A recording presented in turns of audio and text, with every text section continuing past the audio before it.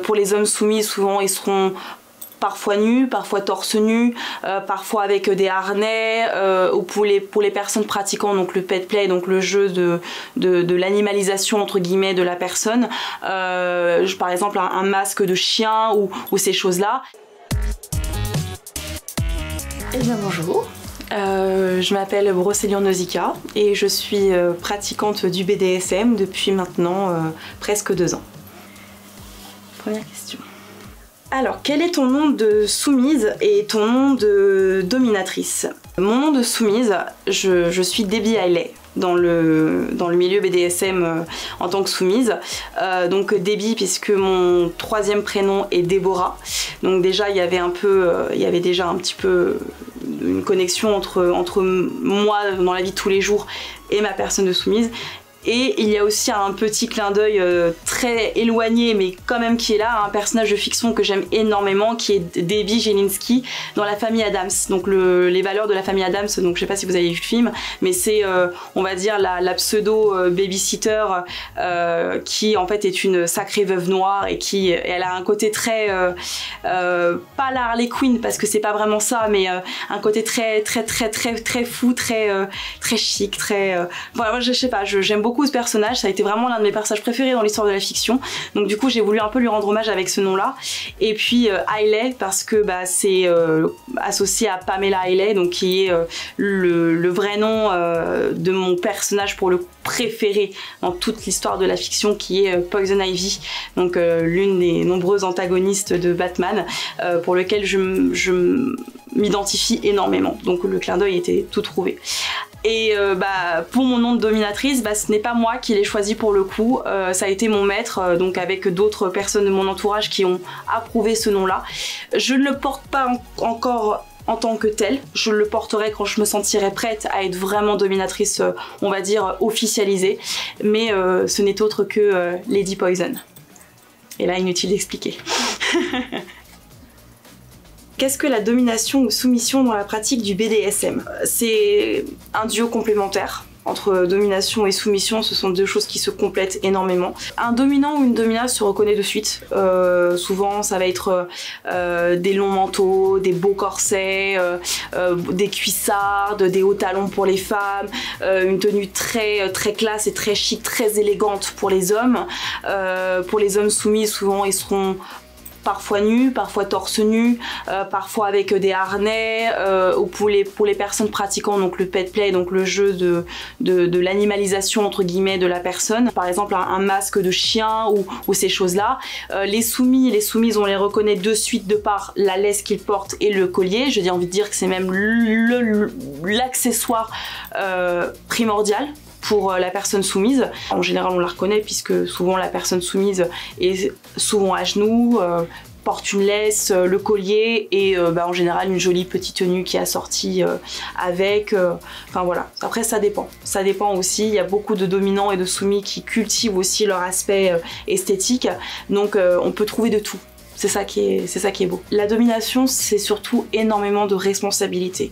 Dans BDSM, donc ce qu'on dit bondage, domination, discipline, soumission, sadomasochisme, le terme de domination est souvent associé aussi à la discipline, dans le sens où le dominant se doit d'être rigoureux dans sa pratique parce qu'il a énormément de responsabilités.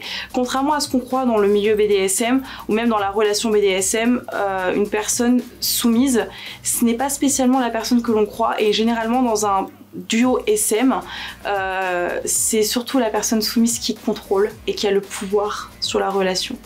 Je m'explique. La personne soumise, c'est elle qui a la possibilité de jauger l'intensité d'une séance, de l'arrêter.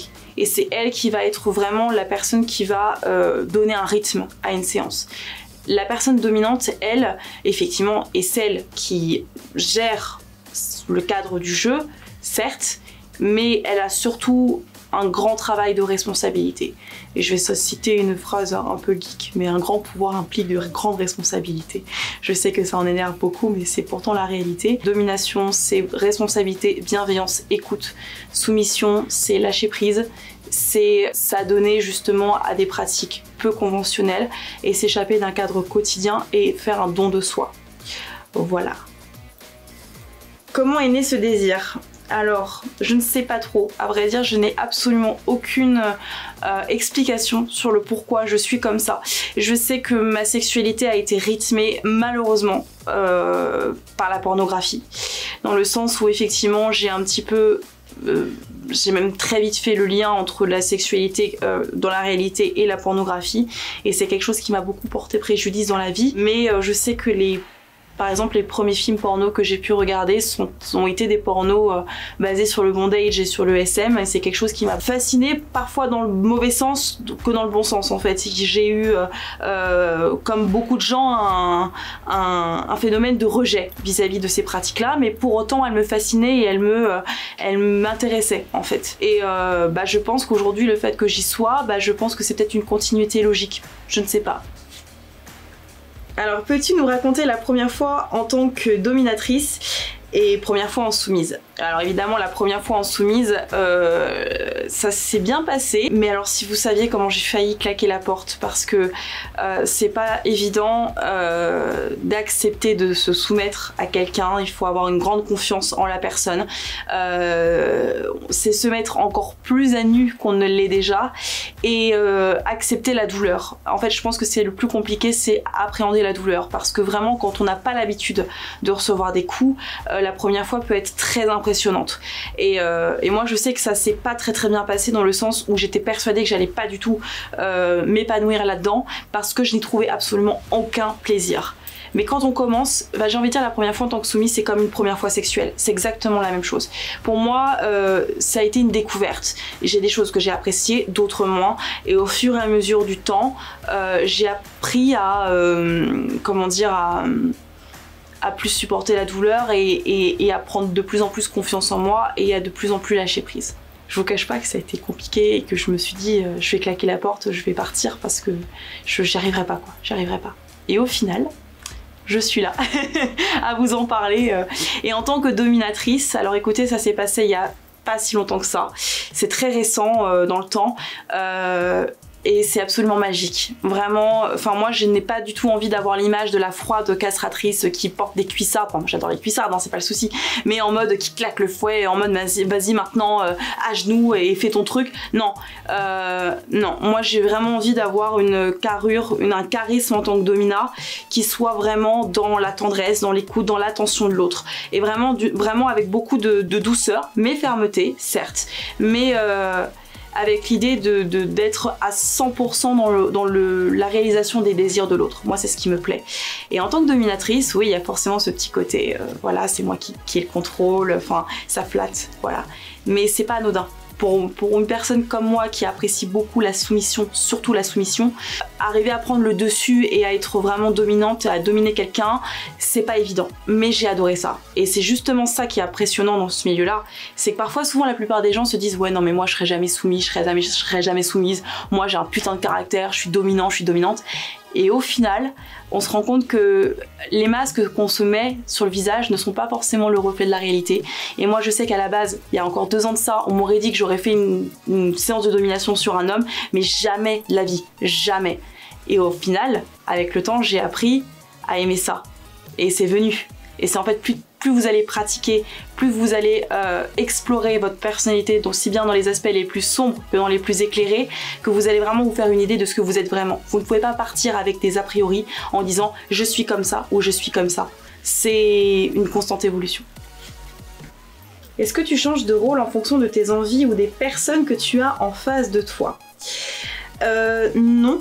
Parce qu'à partir du moment où je suis soumise, je porte mon collier, donc que je suis soumise, donc j'ai mon personnage de soumise qui se réveille, donc qui joue, donc si je vais rencontrer une personne dans une soirée par exemple, je resterai soumise. Si jamais il advient que je suis amenée à pratiquer sur une personne, c'est déjà arrivé. C'est déjà arrivé que je passe dominatrice pendant quelques instants. Et ben il y aura un protocole. Voilà, c'est-à-dire je vais peut-être enlever mon collier, je vais avoir une autre attitude, mais c'est vraiment cadré et délimité. Donc là, de but en blanc, je dirais non à cette question. mais ça peut évoluer en fonction de la situation, du contexte, de la soirée, etc. Si on fait des séances d'initiation, par exemple, la dernière fois, l'homme que j'ai dominé la dernière fois, à la base j'étais soumise pendant toute la durée de la séance avec lui et mon homme, et ensuite on a effectivement inversé les rôles parce que lui voulait découvrir la domination avec une femme, et donc du coup j'ai endossé ce rôle-là. Donc voilà, je me suis habillée, j'ai pris un petit corset, un petit truc sympa, et puis j'ai commencé vraiment à jouer de ce rôle-là. Nouvelle carte. Quelle est la limite ou quelle est ta limite? Les limites, elles se redéfinissent sans arrêt. Mais moi par exemple, je me considère comme une soumise pratiquant le soft et le middle.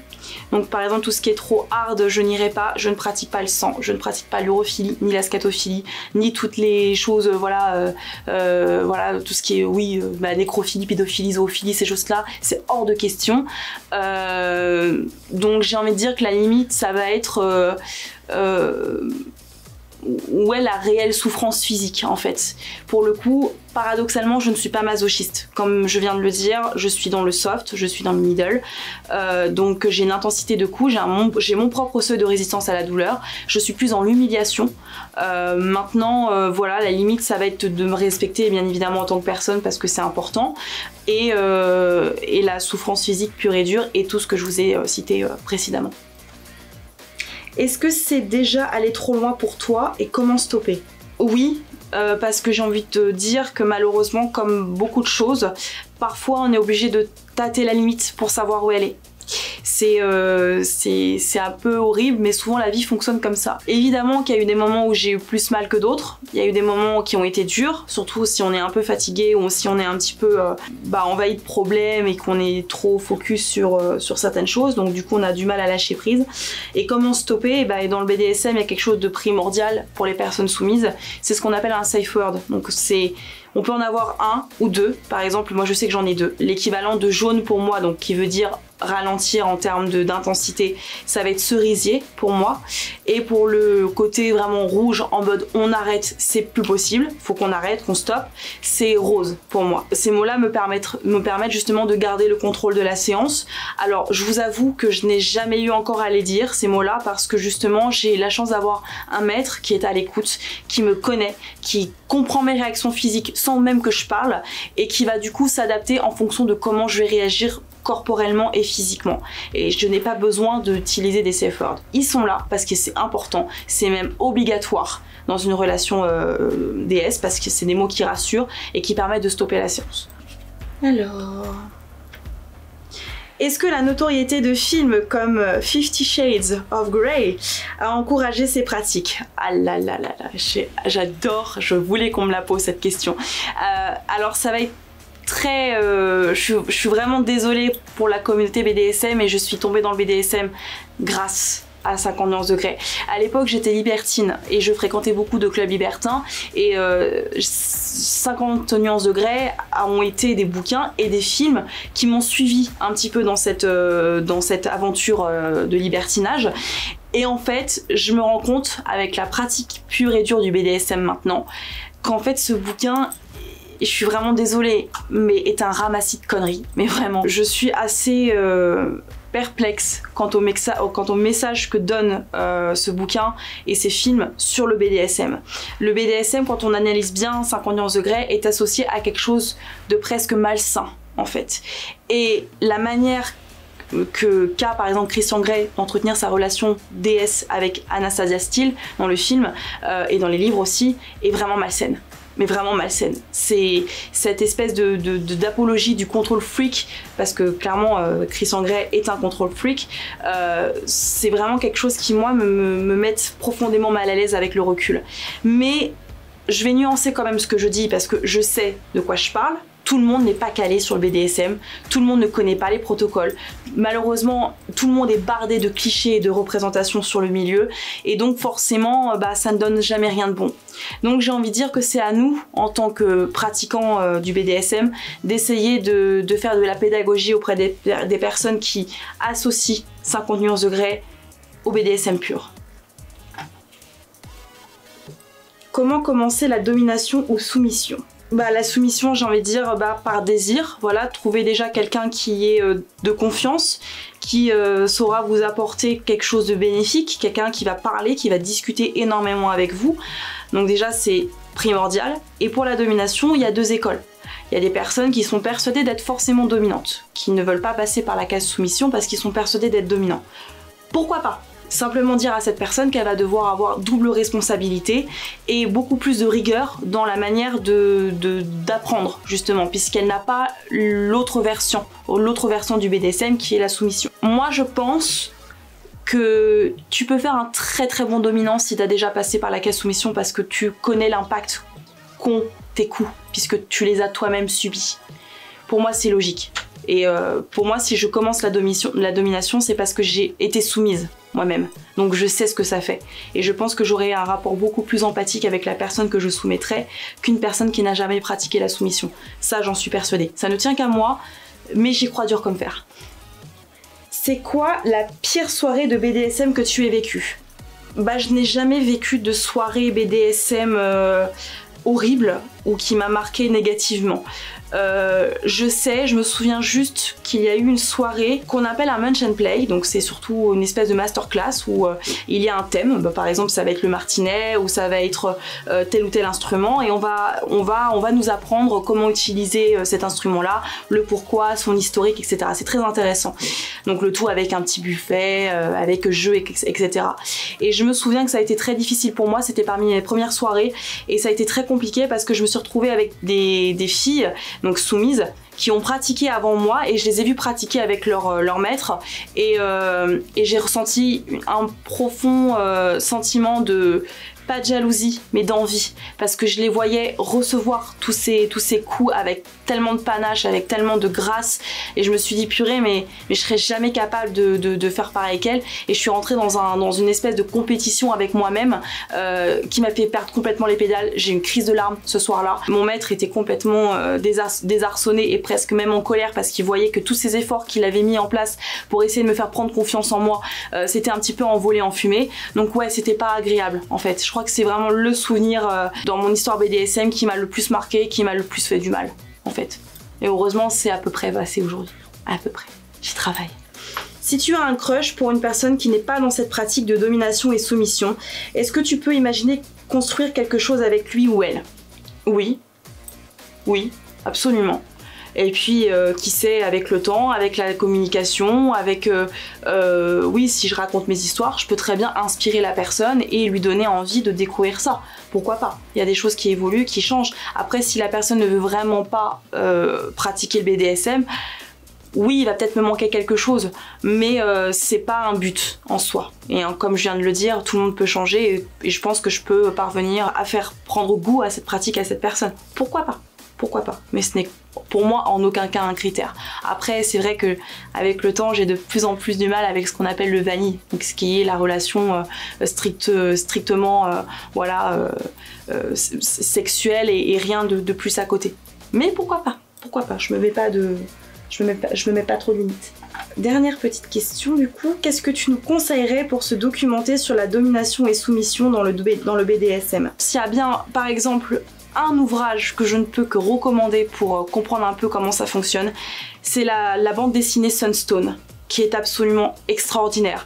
Alors c'est de la pure domination féminine, donc avec une domina, donc une maîtresse et sa soumise, mais le modèle, on peut largement l'appliquer sur la relation masculine-féminine ou masculine-masculine. Voilà. Je trouve que cette BD, elle a le chic pour vraiment vulgariser, dans le très bon sens du terme, le BDSM et mettre en valeur tout ce qu'il faut savoir sur le BDSM, la relation de confiance, les doutes, le plaisir qu'on y associe, les tenues, l'idée de se créer un personnage. Enfin bref, tout est tellement bien fait, en plus terriblement bien dessiné. Enfin moi je trouve que c'est magnifique. Les personnages sont attachants et surtout c'est ni trop ni moins. Ça veut dire qu'on peut largement s'identifier à ces personnages parce qu'on a vraiment l'impression qu'ils sont sortis de la vie tous les jours. Donc effectivement, c'est pas vraiment de la documentation en tant que telle, mais j'ai envie de dire c'est tout comme.